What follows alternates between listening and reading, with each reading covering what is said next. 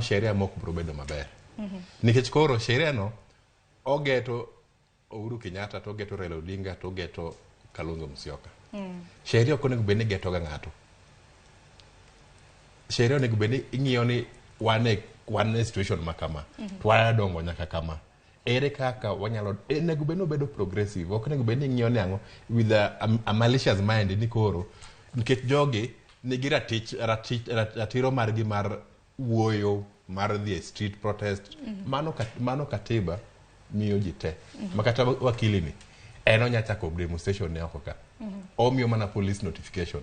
En gi ratiro mar demonstrate. Is an individual, is a citizen of Kenya.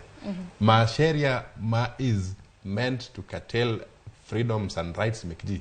Mano sheria makata kidhi high court to bro bedo nullified. Takini bo bedo nade nikech kaluwore kod Gabriel Kagombe mano jaod bura ma Gatundu South wacho ni jotelo adek gi omenda mosebedo kichulogi kata mana nyaka sani omenda ma gisechamo en siling milion 380 milion 844 nyaka sani. Nano kanyo gai mar Azimio Odinga osebedo ka yudo kata mana nyaka sani hapa ni en siling milion 388, Kalonzo milion 375, Uhuru nyaka sani osechamo siling